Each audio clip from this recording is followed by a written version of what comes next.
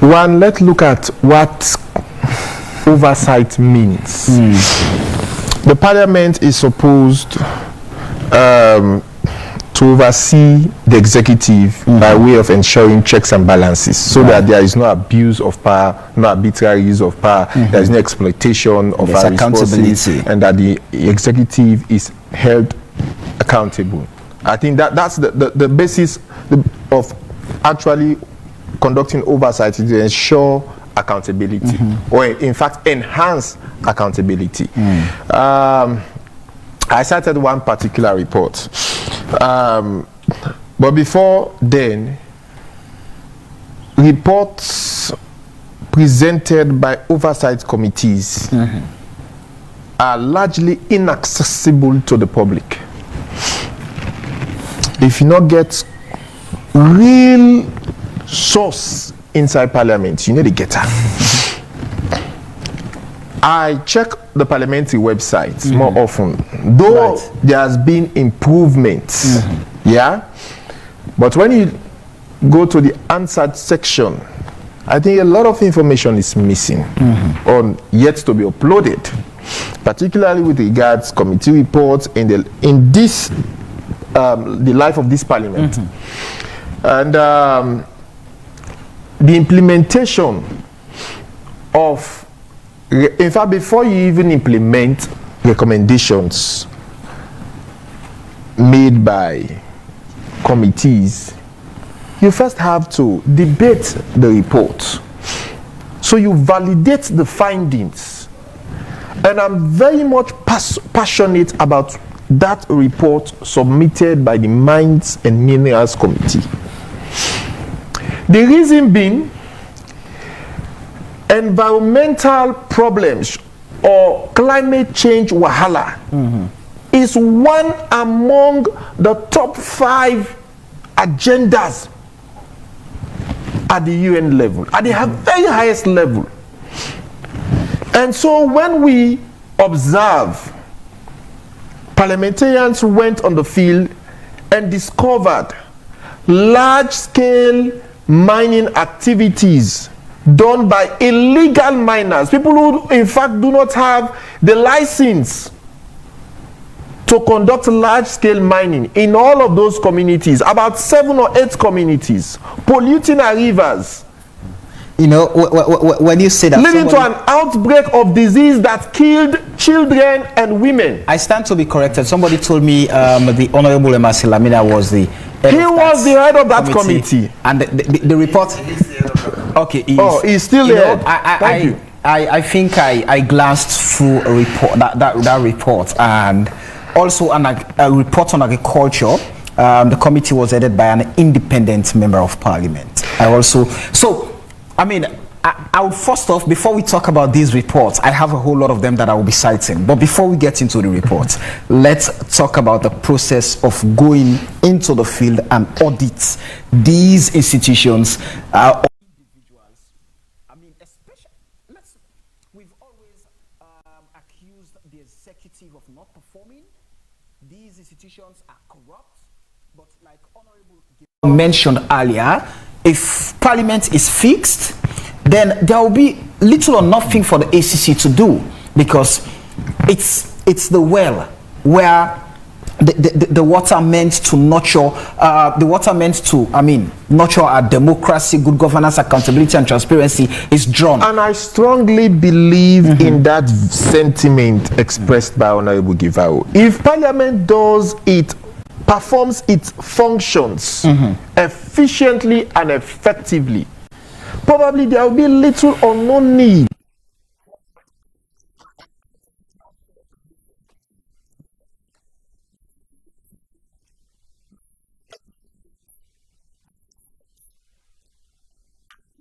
the budget of MDAs. Parliament approves the budget of the executive.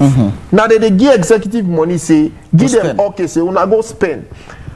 So parliament must have or exercise that authority to actually determine its own budget. If you are to rate, if you are to give a score on oversight, what would you put that at? Let me land, Samuel.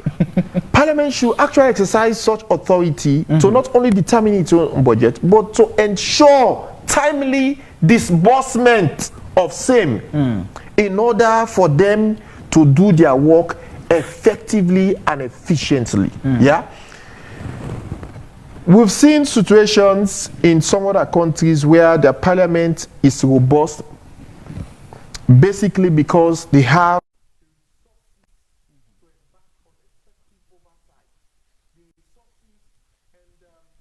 to a very large extent the free will, I mean in terms of non-political interference by the executive to hold MDAs or the executive to account.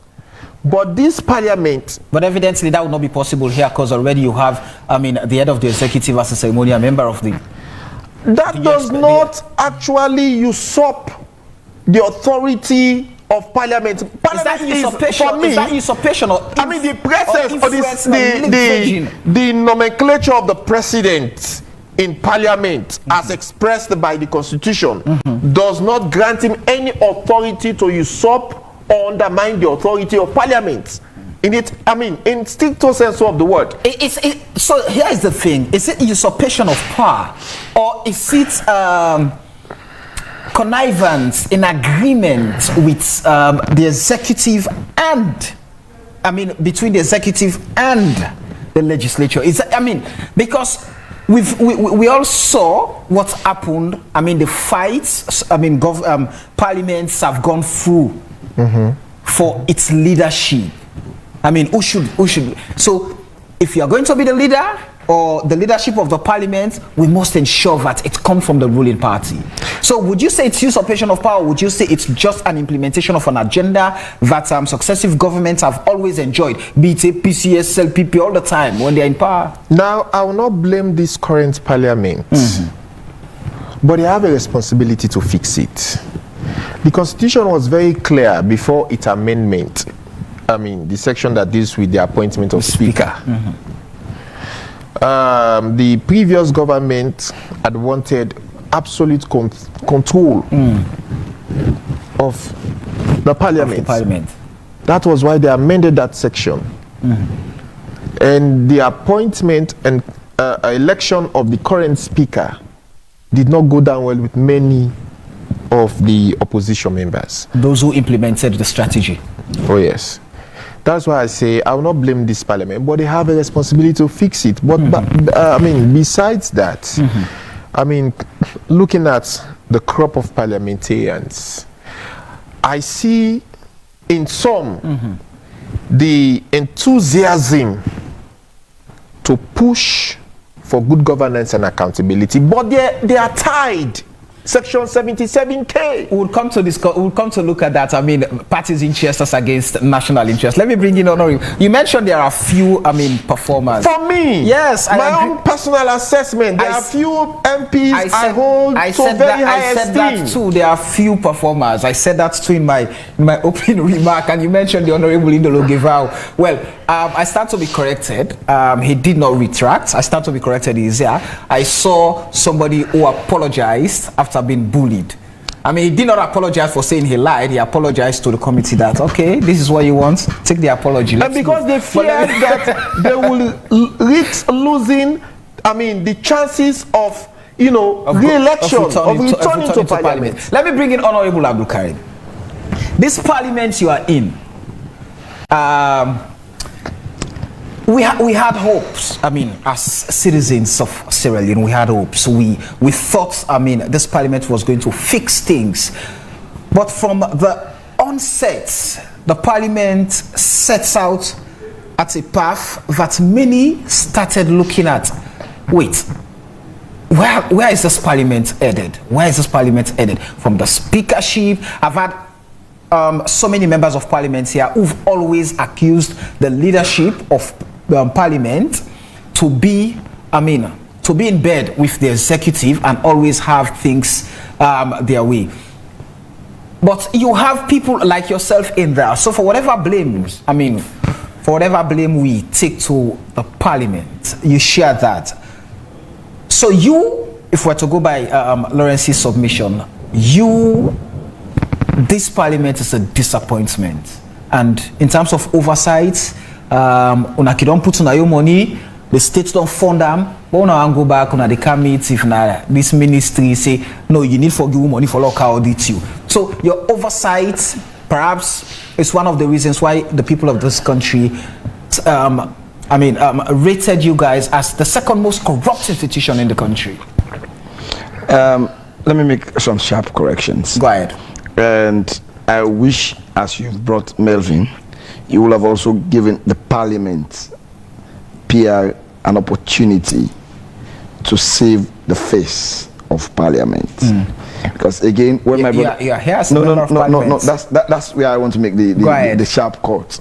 When my brother was making accusations of parliament, if I was at home, I would continue laughing. I was just laughing because you have parliament as an organ. You have the commission, you have the clerk of parliament, you have the administration of parliament that was accused of corruption. So the issue of saying it's the oversight function that was accused of corruption, no, it's. I said perhaps one of the reasons. No, it was not even. But it could be. No, it was not part of the. So what I'm saying now, it could be why many people think. No, I'm saying it could be. I'm not saying it was one of the reasons. I'm saying it could be. No, it has never been a reason. It has never been a reason. Why would you say that? No, it has because what we did as parliament, when the report came out as members of parliament, we also studied the report. And we found out that all the accusation that was on the report had to do with parliament not giving the required resources for members of parliament to go on oversight. There was no part of that report that said the process of oversight by members of parliament. Are you being funded for oversight functions as members of parliament? Of course. Do you ask MDAs to give money? I am the deputy. No, wait, I want to be specific. Go ahead. I am the deputy chairman for youth affairs for 2 years. I am now the deputy chairman for local government. Of course, both ministries are one of the committees you just mentioned is struggling to even try to what should I say, liquidate of some cash they receive for oversight. Okay. Maybe it's their tenure. Go ahead. In my own tenure, none of these committees I have headed has ever been in the limelight for receiving monies from any MDA. But have you received? I mean, you could have received, but the public is not aware. Never. Go ahead. Never. And let me say this to you, and to be very specific. The issue of oversight is marred with many challenges. Right. For me, I have critiqued the process of oversight, not on the process, not on the funding, maybe by parliament or people going to seek for extra fund. That's not my problem. Go ahead. My problem is basically us as members of parliament, through the speaker and the leadership, not debating the reports we are supposed to bring out to the public. Because the essence of oversight is not just the going. The essence of oversight is not just the probing. But if you go to probe an institution, oversights are meant for us to be more grounded in perhaps private member bills. We pass resolutions, we call MDAs for corrections and every other thing. But if you go for oversight and those reports are being kept, you understand? Yeah. For me, I'll rate parliament 20% for that, because it's not our going, it's not the lack of finance, you understand? It's not the who gives you money to support your oversight. So you bring the reports. That's not important. You get the job done. Where the corruption is, if you want to rate it to corruption, is when members of parliament go to ask MDAs if they're doing it, and they come to parliament, they don't present the report. I challenged the Committee on Trade recently on the issue that has to do with iron ore prices and cement. Right. Melvin was there, and I told them we are struggling and we are pushing the blame on the business people. We did a report. We did a committee. A random committee was set. We called the business people. They all came to parliament, and they told us we are selling cement, for example, at 85,000. But it's a price that has been in the market for over 5 years. And within these 5 years, we're struggling with the dollarization. Dollar is kicking up every other month, but we are still selling at the same price. Taxations remain the same. and the availability of foreign currency from government to us as business people is also a very slow process. So we looked at all the factors, and we were able to get back to the committee. We compiled a report. The same with flour importers. So after dealing with all of those issues, we were meant to come back to Parliament and discuss it and have a policy to say, okay, the Bank of Sierra Leone, for example, that are dealing with forex, should have a reserve forex for importers of major commodities and local producers like the cement factory that are meant to augment the daily living of the Sierra Leoneans, like rice importers. But if that report is not brought to the world to be debated, you can't debate it. So the process is not that Parliament is not functional when it comes to the issues of oversight. No, we are very MPs like going for oversight. Yeah. For obvious reason, it's one way we can be in the same bus. We have fun. Yeah. We go out. We stay in the same hotel maybe for a week, and we have just that kind of relaxed atmosphere off the chambers of Parliament. But what we've not done, and what some of us have constantly calling on Parliament to do, is let's debate this report. As you say, let's be specific. Like, you're a member of Parliament, you belong to that Parliament. So say, for example, the committee you're talking about now, you've done your job, you've brought that report, and so whose responsibility is it to table or kick against it? Let's be specific. We've all been tabling reports. We've all been tabling reports. Yeah. And as you table a report, somebody is going to move a motion that we debate this report. Right. That is where the powers of the ordinary members of Parliament stops. It is now left to the business committee to apportion days for those committees reports to be debated, and that's where we've not. That's the line we've never. Yes, that's where we've never crossed. You're also talking about the issue of the Mines Committee. We also had a committee on the issues around violence around the country. That report again was not tabled. We had the Pademba Road incident that occurred, the Tombo incident. Right. We had the issue of Losar. All this violence around the country, there was meant to be a report to be tabled, and none of them have been reported. So would I be safe to say it's just a waste of the people's resources?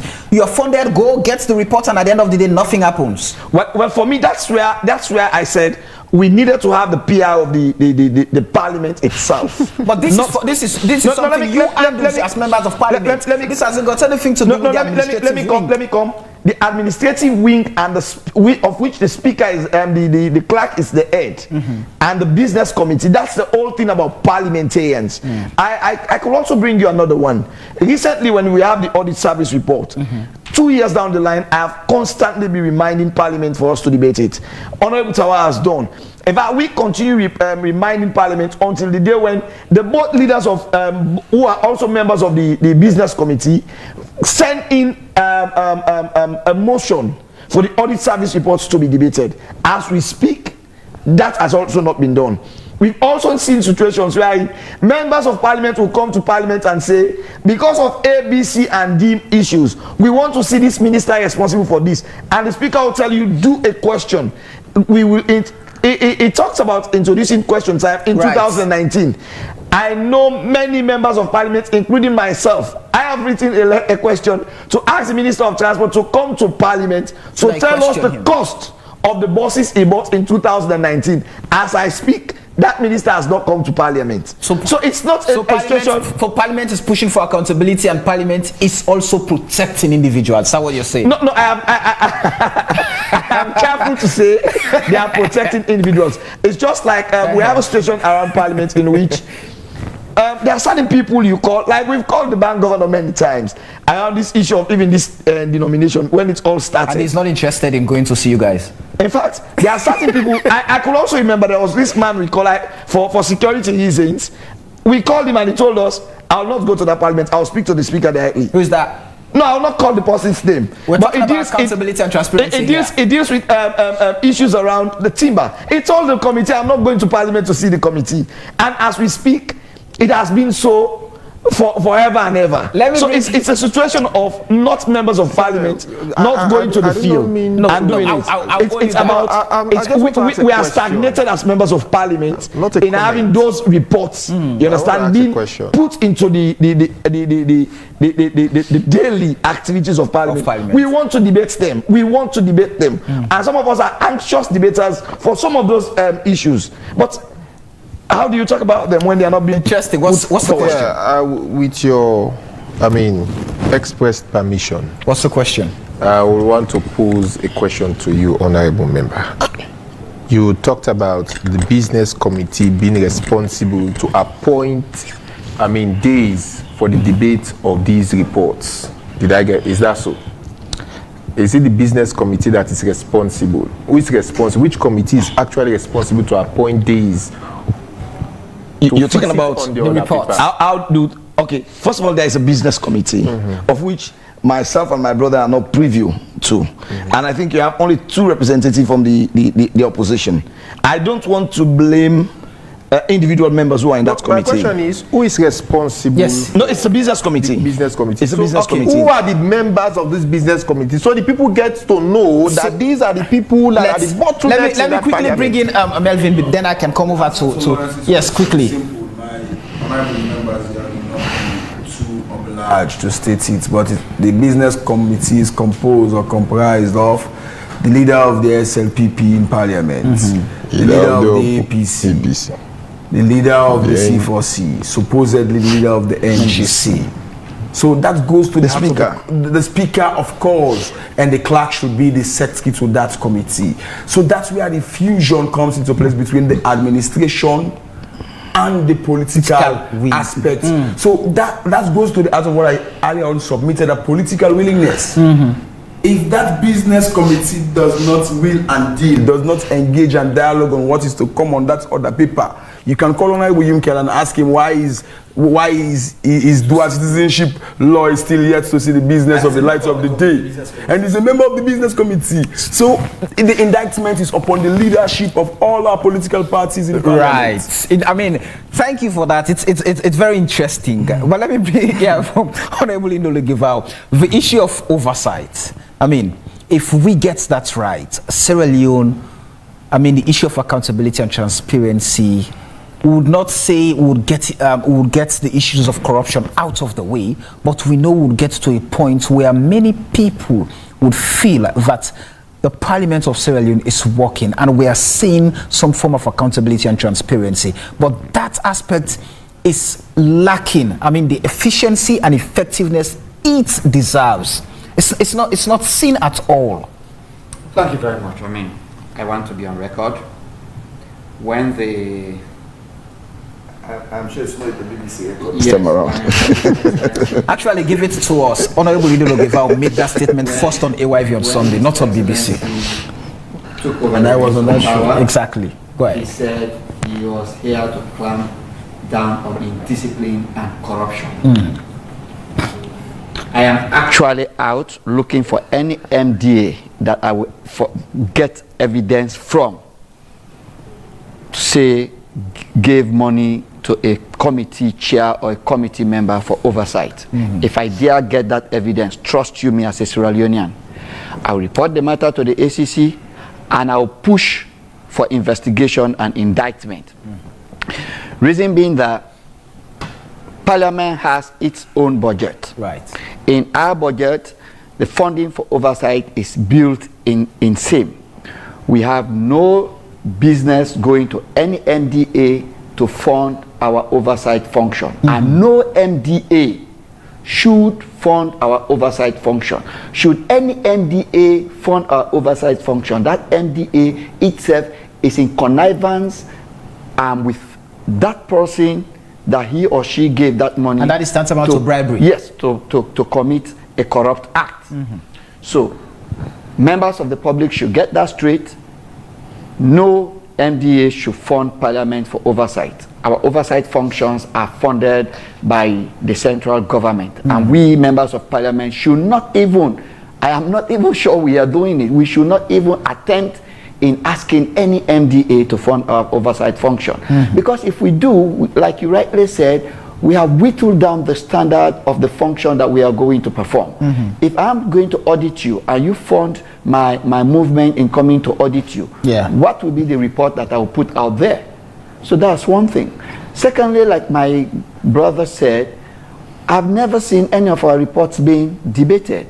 It is only when you debate a report that you come to reserve for certain actions to be taken. So going on oversight without us actually realizing the end point is an ordinary waste of money, public money, because the act of us merely going is really not what is important or germane as far as that function is concerned. It's us going, debating and pushing through those recommendations or those resolutions that we arrived at during debate. Okay, so issues around corruptions, yes, they have hovered around Parliament for the longest of time. In fact, ever since our Parliament was founded, issues of corruption has hovered around that institution. Right. I was on BBC saying yes, there is corruption in Parliament, and people have come to say, oh, Honorable Giva retracted. I never retracted. Right. If you go down to the records of the committee that appeared before, I remember the Paramount Chief Mina asking me a question. You acknowledging that there was corruption in Parliament has embarrassed your colleagues. What do you have to say? I said, if it has embarrassed them, I am sorry for that embarrassment. Right. That was what I said, quote That unquote. was what the apology was for. Yes, that was what I said, quote unquote.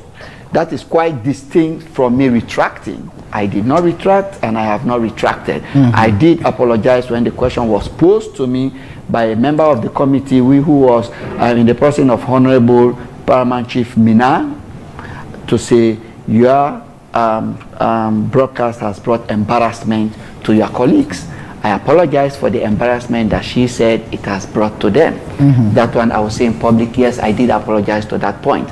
So, holistically, like my colleague has said, our oversight function is very weak because we are not completing the process. We enjoy going on oversight for one reason or the other. Everybody wants to be on oversight. I, for one, I will tell you, I have been on oversight since I became a member of Parliament. How many times? Give out, ask yourself. Twice, 3 times.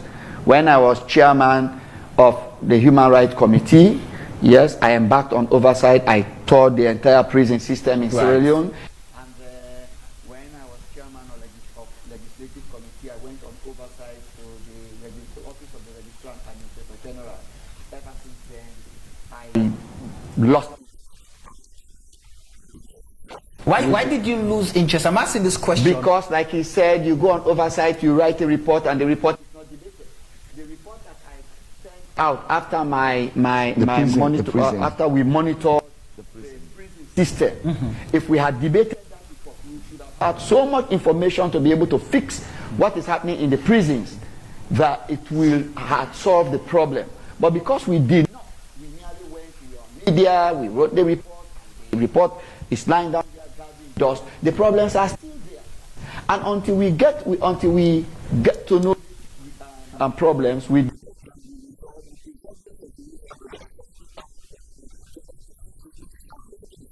So ask me, what is the object of oversight?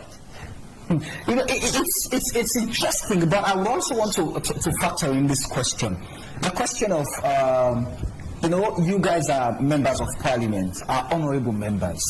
And you go out to audit people in the executive or institutions, departments and agencies, as the case may be. And some of these ministries, some of these agencies, some of these departments are headed by people who perhaps the future of you going back to Parliament is in his hand, or the future of you going back to Parliament is in his hand. And I mean, those who would have to give symbols, the party hierarchies and all of that, some of them are appointed in these different institutions. And when you bring issues that are not favorable in their sight, and you have a leadership in Parliament who is in tune with the executive politically by color, by interest, and all of that. Then, when you at that initial stage wanted to go to Parliament, gentlemen, are you now seeing yourself achieving that purpose of you going into Parliament to make that difference at all, or then you just get into, oh, this is how the club operates, we just have to go by the rules? To start with, the area of us failing to actually perform our oversight from start to conclusion has nothing to do with executive interference. No, right. It's squarely our responsibility, our fault, our mistake, or our negligence. Go ahead. Okay, it has nothing. I beg to differ. No, okay, Yeah, go ahead. I'll give you time. Go ahead. Parliament is a separate arm of government, separate and distinct from the executive. Separate, or it should be separate? It is separate and distinct, as far as my knowledge goes. Separate and distinct arm of government. There are three arms. We have our own function. I cannot see any executive member preventing us or putting a stumbling block to us performing that particular function. You cannot say, when I stand in the well of Parliament to debate, a minister is going to call the speaker to say, no, don't see Honorable Gabriel, don't ask him to debate. Or you can tell me, when there is a committee set for us to go on oversight, an executive member of government is going to write to the chairman of that committee to say, no, remove the name of Honorable Gabriel. Or when we go on that oversight and we come to debate the report, there is going to be instruction from any arm of government to say, no, don't debate the report. Like you rightly said, there is a committee assigned to make sure every business of the house is placed on the other paper as and when it ought to be debated, or as and when it ought to be dealt with. If that committee, which is a committee made up of SLPP, all the leadership, if that committee fails to actually put that issue on the other paper, why do you have to blame somebody who is not within that institution? Okay. I mean, for me, that is the question. All of our reports have not seen the day of light. We've not debated it because it has not come. Because the leadership, and when we talk about the leadership of Parliament, it talks about the leaders of the different political parties. You know, so if it comes on the other paper, and you are in Parliament and you are interested, you show interest and you will debate. If it doesn't come, you will not debate. As simple as that. So it's not an issue of one thinking it is an interference from outside. But Melvin owns a different view on that. What's your view? I agree with the Honorable Gabriel, there is separation of power, but there is what is called fusion of power. And that fusion is created by the role of political parties. Political parties in Parliament are represented by party leaders. And if those political parties want to engender or sail through their agenda, they're going to use their political leaders in Parliament, who will in turn instruct their members of their various political party caucuses to get those laws done. So when we sometimes I've had this argument saying that, oh, they are independent. I will tell you, any business of the house, the agenda force of the house is set by political parties. You know that. Pro or against, the agenda of the house is set by political parties. So we have President Bio, for example, as the leader of SLPP. He wants something to go through. We've seen it, not only in this parliament, but several other parliaments. That bill, that agreement is going to go through by hook or by crook. So, yes, there is a separation of powers on one hand, but once the executive wants a business, I think that's different from what we're discussing. No, that's the idea, but that's not the specific. What's Honorable, I think you reiterate so you get him clearly on that. I got this. No, the point is, when it's why I wanted to know, when it comes to the issue of why reports are not being debated, is it as a result of us as Parliament negating because we are afraid that those who are the end of affairs in our various political parties, who are like those who call the shots, you understand, are involved in this institution? Is that why we are not debating those reports? No, that is not it. That has nothing to do with it. Because interestingly, when we go for oversight, you get the facts. Yeah.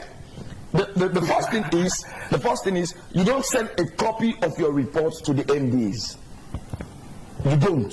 So to say, if I am oversight, if I'm going to do an oversight in AYV, and I send you a report before we debate it in Parliament, then I'll expect OIS to go and say, hey, Brian, if we debate this one, it's against our political but party. When you come, I will be with you.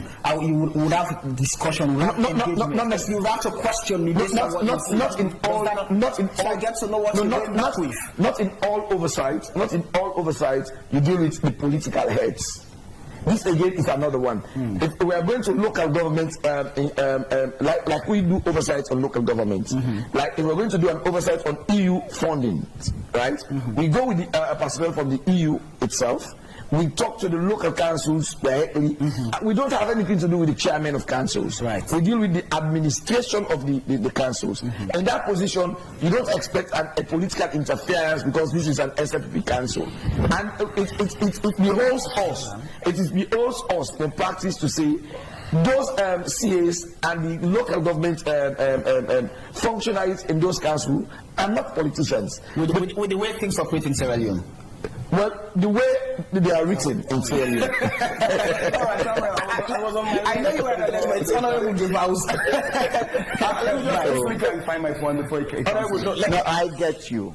Like you are saying, when you are a leader in parliament, one of your strongest capabilities should be that of lobbying. Right. So you were saying if the executive arm of government has a bill, they have to make sure that the bill passes through. They are not going to come with arms and ammunition to threaten other people. If the leader of the ruling government succeeds in lobbying all his colleagues in the house and they support the bill, why shouldn't it go through? He's just exhibiting his leadership technique, and that is what obtains all over the world. When you're leader of the ruling government, your object is to make sure your policies are driven through parliament so that they are executed by the executive arm of government. So, like I said, I have not, and I do not believe there is that direct interference of any other arm of government into the legislative in the area of oversight. In the areas of oversight Let me just reports. clarify my point. In the area of oversight, if this government was interested to know what actually happened at Pademba Road, they could have used some kind of direct or indirect influence on the leader of government business. Now you are asking that the executive arms interfere. You are not suggesting that your argument, if they were interested, they could have used a technique. Because that's what we've seen. The legislature has its own functions. Let them perform their functions and leave the executive. Exactly, but we know the executive influence on the legislature all across the world. It's almost inseparable. There was willingness on the part of the executive to know what's the outcome on your matter. The ethics committee, I watched all of the hearings. Did we see any reports? Did we know what the recommendations were? No. But if there was a political willingness from the executive, I bet it would have come out. It would have come out. Okay, let me just when we talk about separation of powers, what you suggesting ought not happen and should not happen. Whether the executive arm of government is interested or not, they should not interfere, and they are not interfering. The legislature should be left to do their job. Yes. So if there is a committee set up to investigate an issue and they fail to tender a report, don't blame the executive, don't blame the judiciary. All right. Because do we at this point, gentlemen, The leadership do we at this point, should we say the most important thing is to get parliament fixed? Well, there's nothing wrong with parliament that needs to be fixed. Really? Yes. What is wrong is we are at this level of our democracy is one that is very, very new to us. Yeah, we made the first error was having a speaker of parliament now that was trained in a one-party system of parliament. So he's not used to this democratic nature of parliament. I know he was bulldozed many times under the one-party system. So him coming with that kind of idea is also another problem for us. So, but really, in terms of putting institutions in place within the parliament administration, I must give kudos to this current clerk. He is doing well in building the institutions. Now we have the research committee, we have DPAC, we have different Nothing is wrong committees. with Parliament, but you do oversight. The committees, the reports do not come out. Okay. They do not get into Parliament. But nothing is wrong with Parliament. I'm coming to that level. When you say we need to overhaul the entire Parliament, I said you need to fix Parliament.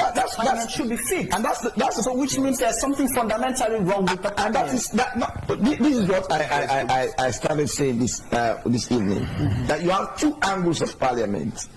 The administrative angle of Parliament. Let's talk about the political wing of Parliament. Where you belong. The political wing of Parliament, where I belong. Yes. There are issues fundamentally that needs to be corrected.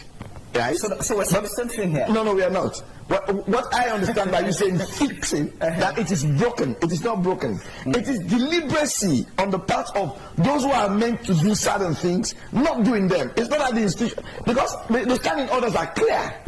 The constitution is clear on the mandate of Parliament. So there are institutions, there are fundamental principles that ought to guide Parliament. They are not broken. They are fixed. So there's nothing to fix. It's just an issue of going to the dictates of what the law says. All right. Debate the audit service report is as easy as not calling for. You've been silent for a very long time. I mean, it's interesting. I know how disappointed you are. I was actually noting down. Let me some allow you to few go through points. some of those points. And one, from the discourse, what I've learned is that those reports, the reports submitted by various committees, are meant to inform policy formulation, Right. yes, drafting of new legislation, right, developing frameworks to enhance governance, accountability, rule of law, transparency across the board. Right. Yes. And those reports will also inform the executive on how to confront the three central problems of poverty, unemployment, and inequality, including addressing climate change issues. These are very big issues I've highlighted. And they're top of the agenda. The failure, because they are now blaming the business committee. So we are blaming Parliament. I'm coming, Honorable. No. The explanation here is that the business committee is solely responsible, Of course. and the composition of the committee is made up of the leaders of political parties, The clerk. inclusive the speaker and the clerk. So it's a fusion of both. I'm coming, sir. It's a fusion of both the political wing and the administrative wing. For the purpose of clarity and for those watching and listening, let's put names. It's made up of Chei Koko, who is leader of The Honorable APC, Chelo and Honorable Chei Maduba, Koko. please. Sorry, Chelo Maduba. Why is more famous and Yes, known Honorable as Chei Koko? Maduba, fondly known as Chei Koko. Yeah. Honorable Dr. Alhaji Kande Kole Yumkela of the NGC. True. Honorable Emerson Lamina of the C4C. and the leader of government. The Speaker of the House, Dr. Abbas Chernobundu. Yeah. The clerk, Two. Honorable Umar Parantarawani. Yeah. And the leader of government Leader of business. government business, Honorable Matthew Nyuma. The Deputy Speaker of Parliament. Honorable Senator Thomas. The Deputy Leader of Government Business. So it is a situation of 5. I was carefully listening. It's a situation of 5 against 3. So we have only had 3 opposition against 5. These are leaders in the No. It is 5 against 3. There is one in the person of Quintin Salia. Yes, the independent. So it makes it 6 against 3. I'm coming. Well, I don't want to look at It's individual. I mean, No, it's good in Parliament when we look at certain issues. Yeah. We put political interest to them. Right. what I want to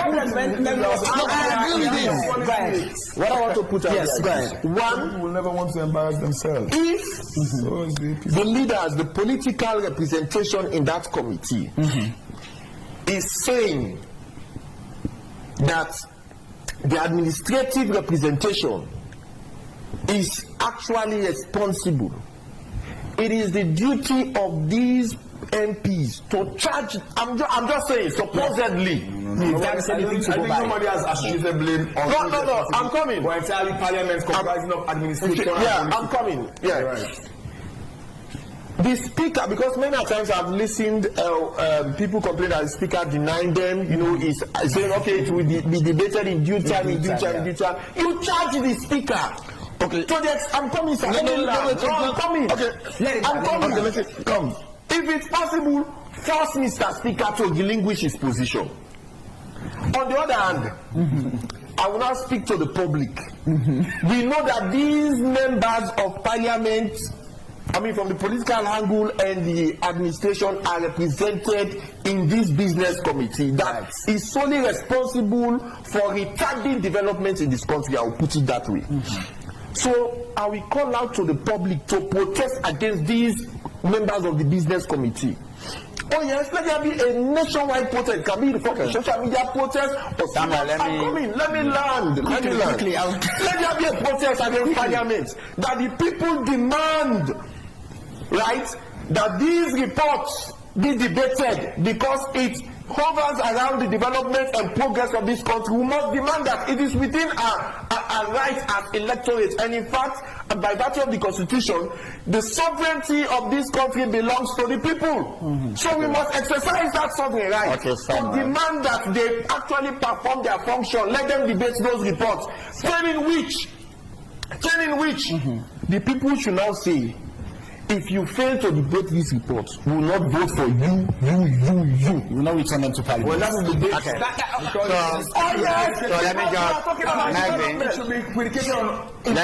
Adequate information. You will unjustly remove some parliamentarians who are very powerless. So we should go into conversation. Samuel, in all fairness, I will say the speaker is doing extremely well. Very few Sierra Leoneans would have been able to hold the scale as untilted as he is holding it in this hung parliament. My colleague will tell you. In fact, he's one of the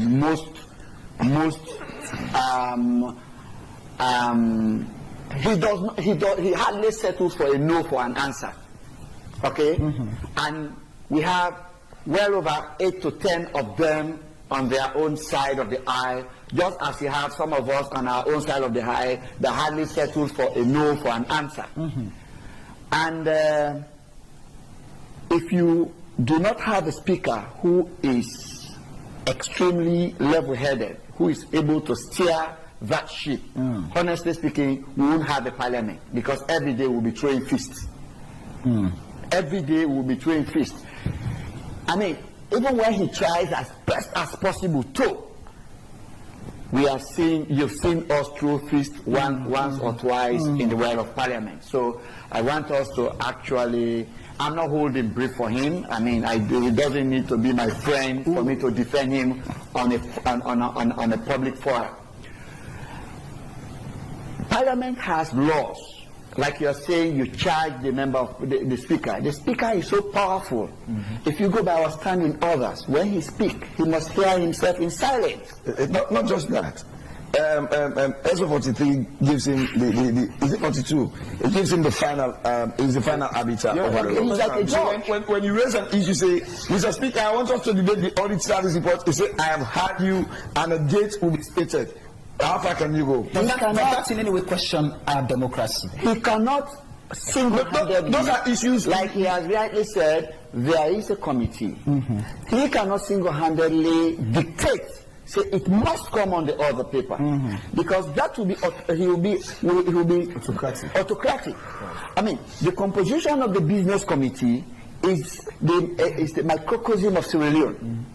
Leaders of all political parties. You have APC, you have C4C, you have NGC, you have SLP. So in essence, what you're saying, lots of this we don't put the blame on so in essence, Salon people went to member of parliament and they say, now that where they're not very important, them to don't go watch now the different ministries, departments and agencies. Then we need to like the audit service reports them which is 2016 and not debate. We knock out, they knock out on another real debate. The people are for blame and say that the speaker the clerk, that is it. The leader of government business, the leader of APC, the leader of NGC, the leader of C4C, and one independent candidate. Now, member of parliament.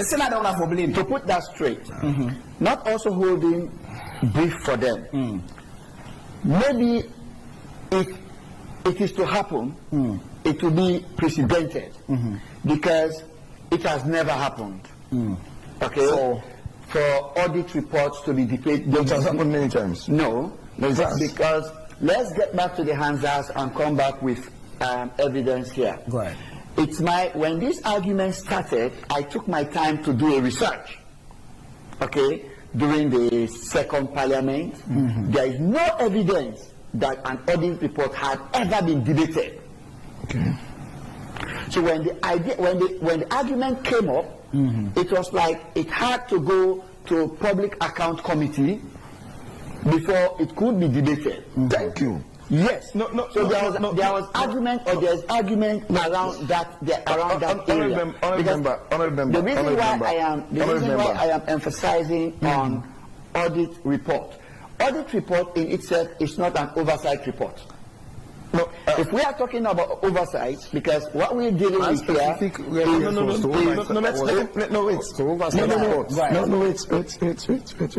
Honourable member, by the laws, the audit service commission said works for you guys. Is there an employee of parliament? Right. So I wonder how his reports should not be an oversight. The audit service. So generally the audit service employees are not subjected to parliament. No, they are not subjected to parliament. They are not. Let me come.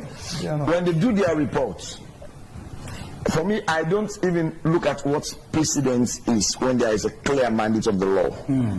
The law states their reports should be debated.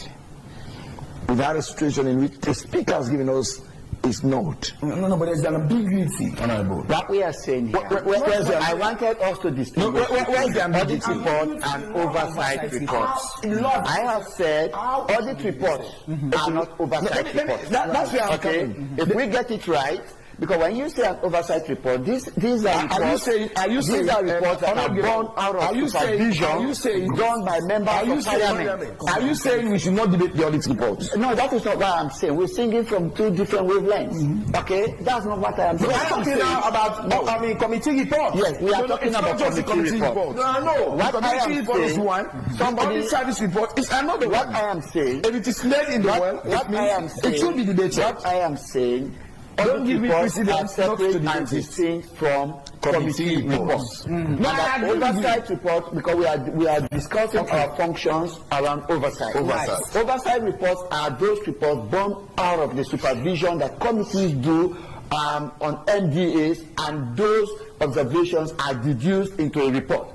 It is expected of us to lay it before Parliament, which we most often do, and then debate them thereafter, so that every member of Parliament is given the opportunity to delve into that report and make recommendations at the end of the day. Gentlemen, let's relax. Let me bring in our viewers. Quickly, I have to take some messages. Daniel Chabo is saying, worst parliament ever in Sierra Leone. They are selfishly working for their interests. Sierra Leoneans expected much from you. Now, Bashiru Mustafa Farah is in Parliament. Bills going back and forth between Parliament and the government. We are all going to be lost. As a country, we were facing a completely unjustifiable legislative vacuum. In the last week of the final session of Parliament, the coalition for passage of consensus laws began to demand ordinances in the event that Parliament failed to carry out its promise. Ibrahim J. Kanu is in 2023 election, I will not waste my precious time to vote for any parliamentarian because they are in there for their own interest, and the party that gives them tickets to be there. Don't make that decision, please go and vote. But as for me, I don't even know my MP in my area. All right, Lawrence Bangwa is saying you Austrian Kamara is saying the government towards reformation of the legislature, soft and hard policies as a key part to achieving transparency in the area of true democracy and economic development in our sub-Saharan regions. However, due to the influence of politically exposed persons and the prominent influential persons in the realms of politics, hinder the transparency and accountability process.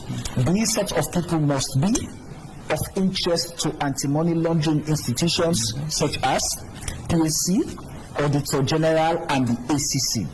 But alas, due to political immunity, people get away from the legislation until new approaches are structured with new discipline, but not as we say in our local parlance, now so we meet them they do, or now so themselves they do. Time for new approaches with new and welcoming discipline. I'm going to take at most 5 more messages. We have so many messages, guys, you'll have to forgive me. This very good this very government damaged the parliament since day one. They did everything for the parliament to be in their favor. The worst system of governance ever in our country's history. Abdullah Pataba is saying, I have seen a chairman of the council being invited to parliament because he refused paying 10 million on demand by the then PAC. The local councils have been under pressure in the hands of some parliamentary committees since inception. Jibril Goto sent in that. The APC is responsible for the failure of parliament. If you don't believe me, just ask the first. This current parliament has so many educated people, but the country is not in their hearts, and dictatorship by the ruling government is disturbing using by hook or crook. The case saying really parliament that is ineffective does not need to be fixed. They can't debate Auditor General's report for past 2 years, cannot hold ministers accountable, can't accept private members' bill. What are they doing? Researching what? Jack Apata is saying. Honorable Devao, okay, I'm skipping that.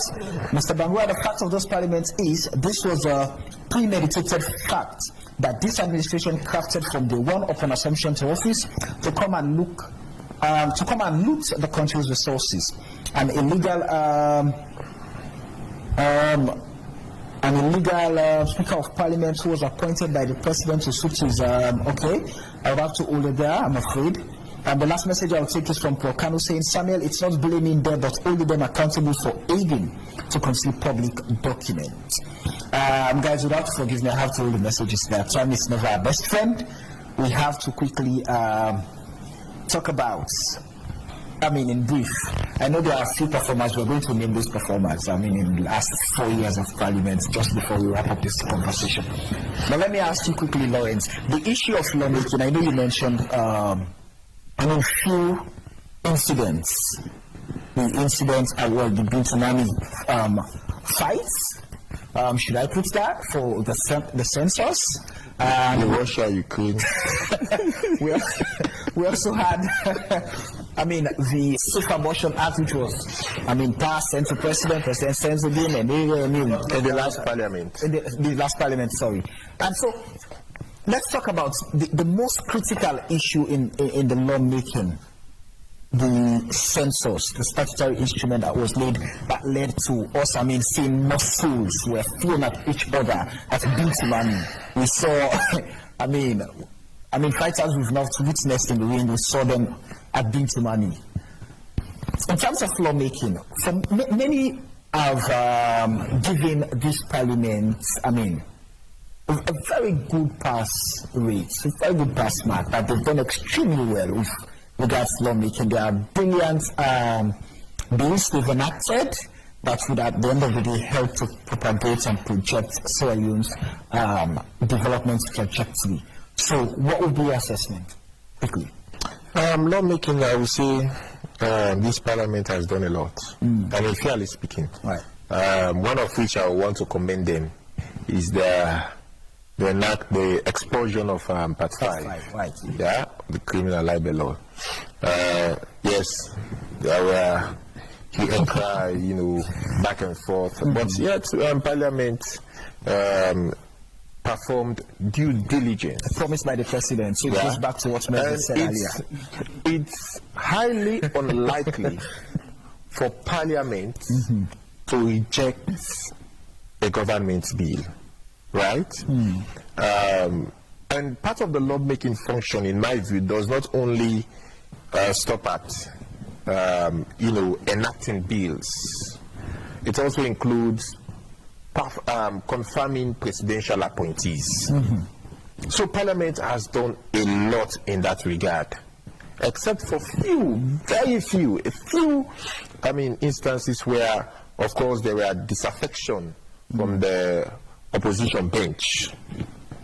I highlighted the census order. Right. Of course, we saw the fight, the scuffle there at Pintumani, and also the confirmation of the NEC Western Region Commissioner, and perhaps a few other instances which I could not recall at this moment. Yeah. But on a whole, I think Parliament have a passing mark in that regard. But what I would love to see, if I were a parliamentary journalist, I would love to actually write about the number of bills, the agreements, and this and that have been passed so far by this Parliament. Are you saying Melvin should be furnishing you with that? That's what you're saying. I do follow Melvin's and PUG. I mean, because I don't have the time to go to Parliament, but I'm kept abreast of daily happenings in Parliament via his parliamentary update groups. I mean, all the debates, the speeches, what have you. He records all of those ones and send them to the forum, and we all listen and exchange ideas. There are times when we even, some of those conversations generate heated debate.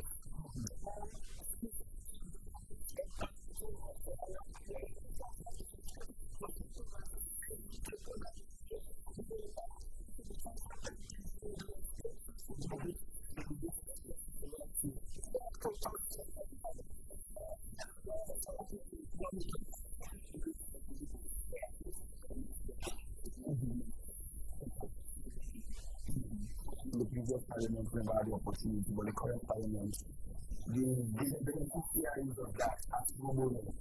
So moving forward now, you're thinking of some charge. But continue with lawmaking. we're just looking at the repeal of the death penalty, the IMC amendment.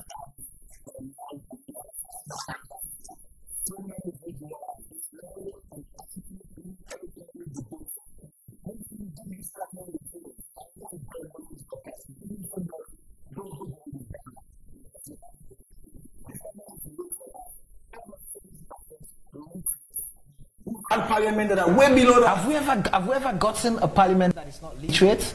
No, as well. I said well. The number of well-educated MPs who actually have something to offer. They all meet the constitutional requirements. But go ahead. Yes, that's why some schools of thoughts have been calling for an amendment on that. But in as much as we'll celebrate this parliament for passing some good laws, and some other critical ones too, moving forward we should be looking at a portion of the law which I would deem to be the factor that caused that fight.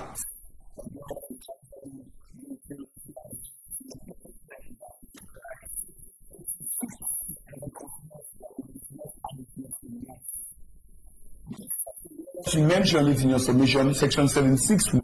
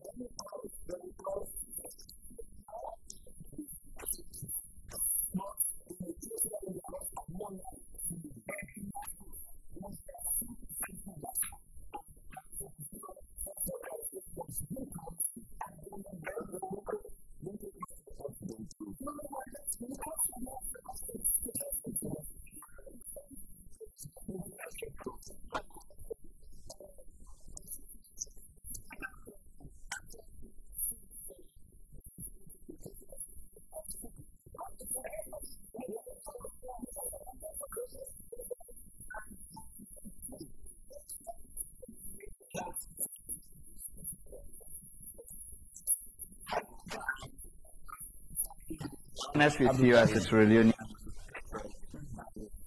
there's really no need. What the government merely did was to look at law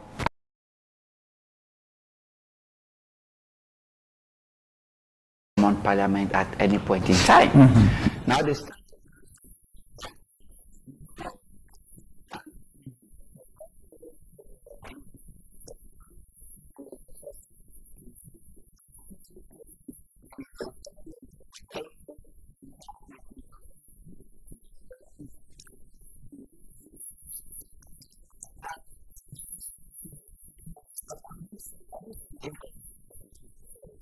Constitution, which is the ground norm, which is the supreme law, and the president has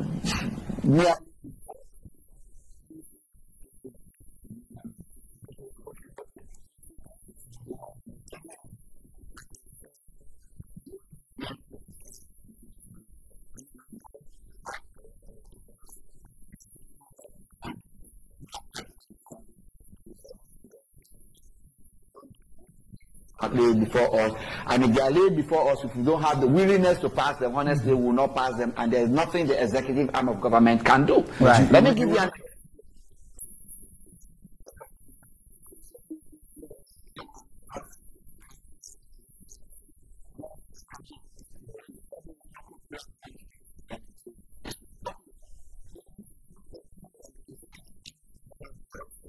it's not popular amongst us. So it's been there, it's been laid.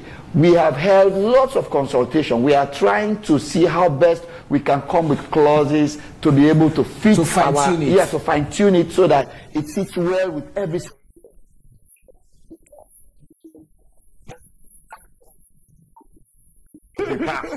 We remember. We must with the content of it before we pass it, because if it does not,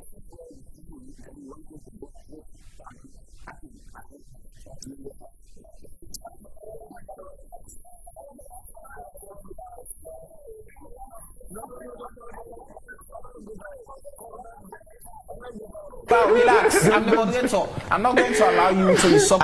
You're talking about usurpation of powers. Let me hear you. I am here not to. The bill is not. I am not here to look for trouble. Lawmaking, right? The gender bill is where it is. Lawmaking. I am still a member of parliament. I support women at all costs. But you cannot with your seat. So in leave service, your support. Yes, I'm supporting women's issue. In the area of lawmaking, you see, look at the laws that have come before us. We've done extremely well as a film. There was this much talk about cyber bill, and I think that was one of the bills members of parliament, both in the ruling and the opposition, proved. Yes, the media was there. We are expert Sierra Leoneans who are not even members of parliament. I am sure we are the best of what it is now. I'm supposed to work for sponsors as members of parliament. The unprecedented powers that were going to be given to the minister, the police, and this kind of all of integrated at the parliamentary level. Unlike the power is given us 70%, I'll still give parliament 40% when it comes to lawmaking. Because I'm critical. How will take it to this? If we had debated some of the oversight report, we would have helped us as institutions to have better. Some of the things we find out in the field are structural problems that actually amended in the act that establish those institutions. No, I'm coming.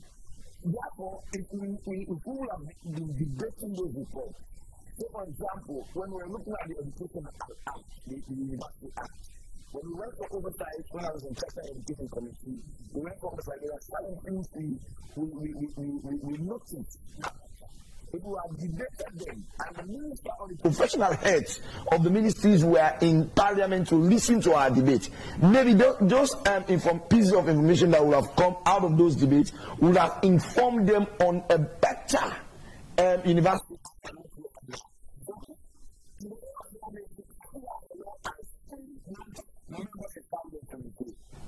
Which law is that? The Sexual Offences Act. Today again, I was in Cambia this morning. I remember I told Sierra Leoneans,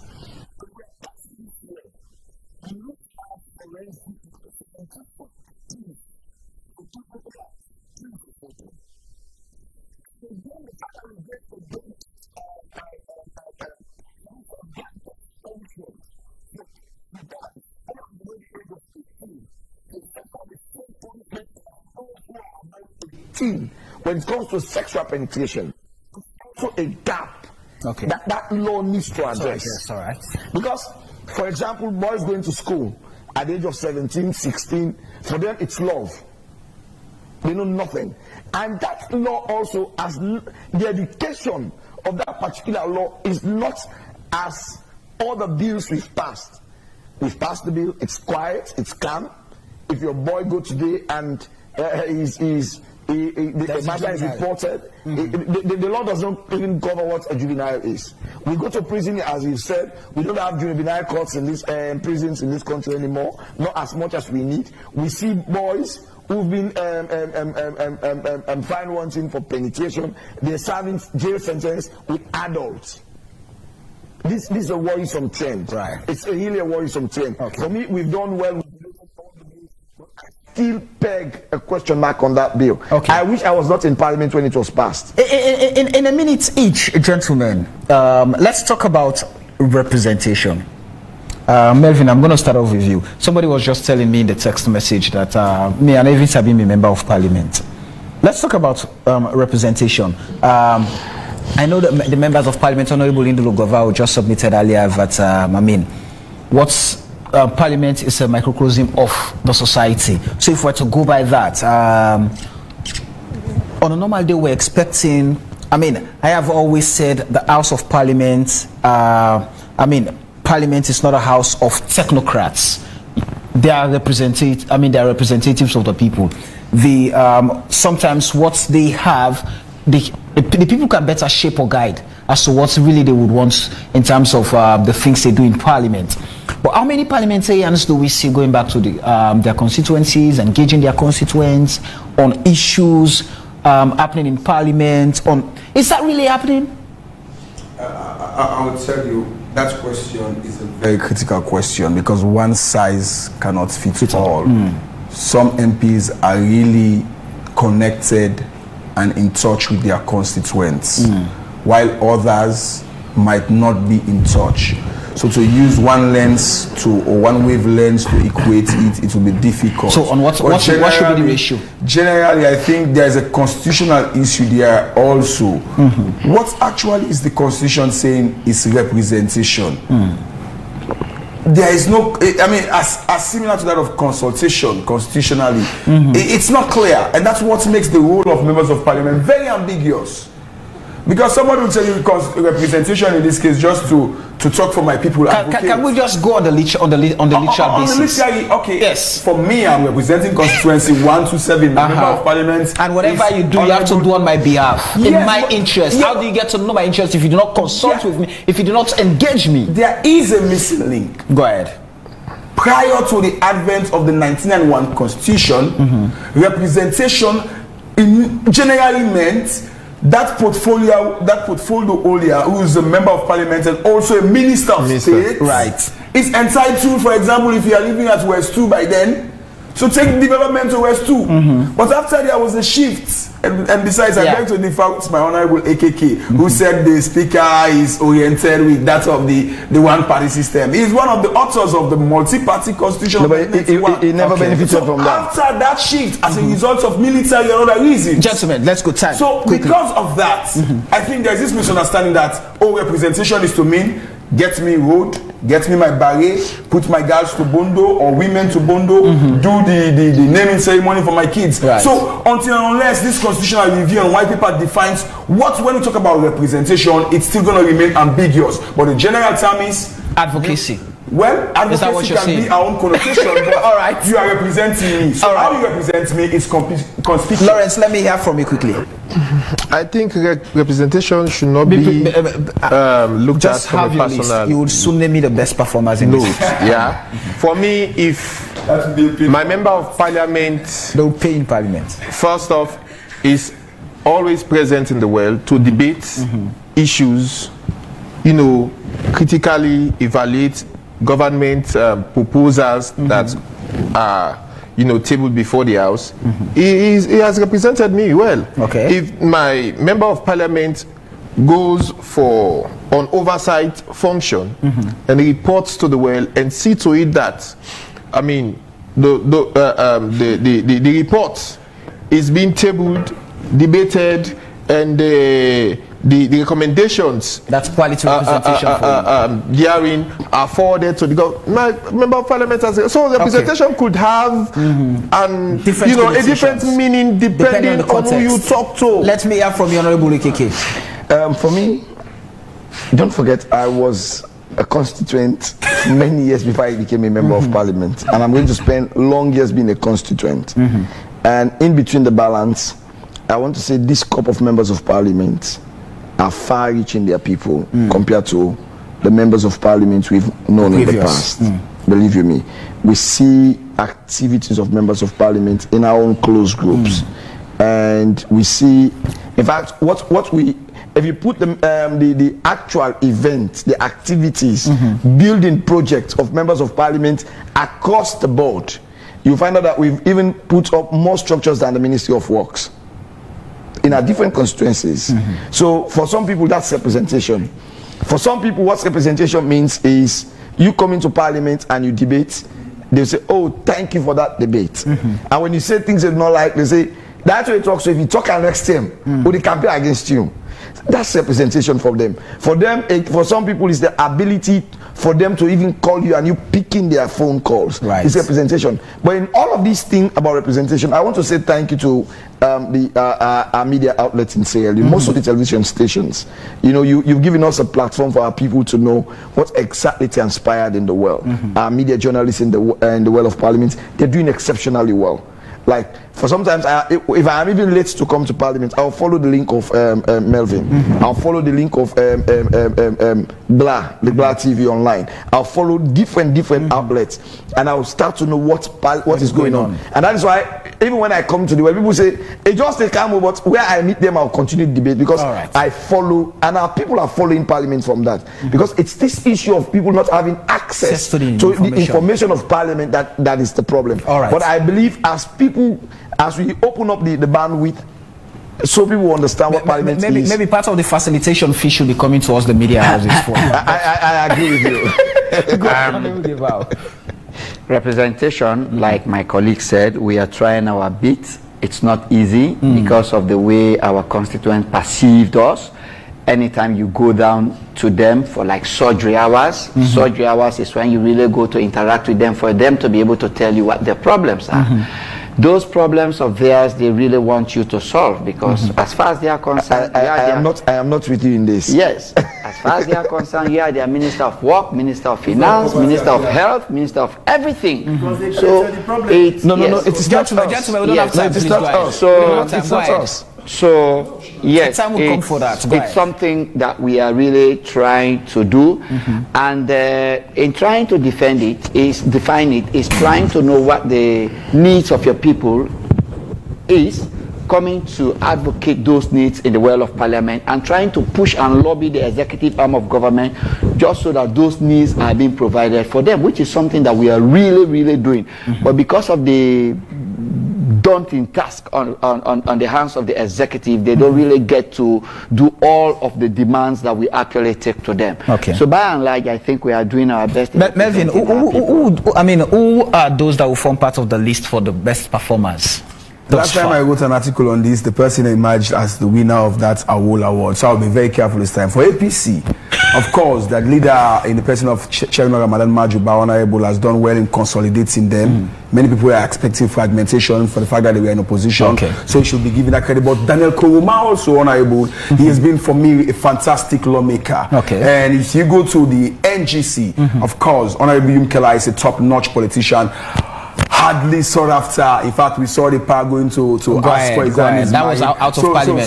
So I mean, it has a correlation. Go ahead. And he sold we out do not in have time. parliament. That is what I'm saying. I mean, NGC, you cannot take it away from Honorable Yum Kela, who's going to be the second, I don't know. But of course, for the C4C, it has been fragmented, but their leader, Honorable Simon Silamina, has been also impeccable. And for the government bench, interestingly, I will disappoint many people. Of course, the leader of government business has been a defender. Honorable Marie Conte, a court MP, quote and unquote, has been exceptional too. But of course, you cannot take it away from a very good researcher in the person of Honorable Ibrahim Tawa Conte. And my good friend here also, I saw him when he was intimidated at the ethics committee, the report for which was not presented. But I think when he was chairman of the legislative committee, Honorable Lindo, I'm not begging for a symbol for him, but we saw under his leadership how that legislative committee took hours to do scrupulous reading on legislations coming from the executive. So I think those would be my best. And for the Paramount Chief members of Parliament, I think PC by Crew, they are not going. No, you can. Those are my guys. You can see PC by Crew. Go ahead, Lawrence. The honorable member you mentioned from, I think he's from Calabar District, I guess. Daniel Konadu. He has been. I'm a secret admirer of him. Okay. I must admit. Go ahead. Unfortunately, very good when it comes to. Unfortunately, you will not be voting for him. But go ahead. No. He's very good when it comes to. No, not campaigning for him. I mean, he deserves the credit. He has been very much hardworking. Of course, you can't take it from Tawado, Honorable Tawado. In the last few months, we have not had, or seen much from him. He was sent to sit by the exit door. For me, of course, the Honorable KKY, I follow his debates via the PUG forum. I listen to his submissions. At some point, Honorable KKY and that of Cheno Majuba, placed a motion for the Ministry of Finance to submit all donor-funded projects, what have been implemented, and blah, blah, blah, blah, blah. So those are the few... I mean, I think I'm not going to ask the members of Parliament. This is not my party shot. This is your party shot. No. I thought I'm not going to ask the members of Parliament. You would give it to... Oh no, on the APC side. This young man, Honorable Abdul Kabo. All right. Take that from so me. if I'm to ask... my best MP, Daniel Koroma. All right. What about on the SLPP side? From the SLP side, I'll have a mix. But go ahead, quickly. Two people have always shared my... I always want to be in the podium with them. Go ahead. Honorable Tawa, who always give you a punch with strong research materials. Yeah. And Honorable Giver, who give you a mix of legal matters and research. Right. For me, they remain the best. Congratulations, gentlemen. Far. I mean, you're on the list. Well, thank you very much. And this is where we end tonight's program. We say many thanks to all of you, our viewers and our listeners. It's been quite an interesting conversation. Many thanks to our panelists for their time, and many thanks to my production team. Until we meet again, the show has been AYV on Sunday. My name is Samuel Weisbango, and up next is... you have to follow what's coming up next after AYV Primetime News. Take care of yourself and stay blessed.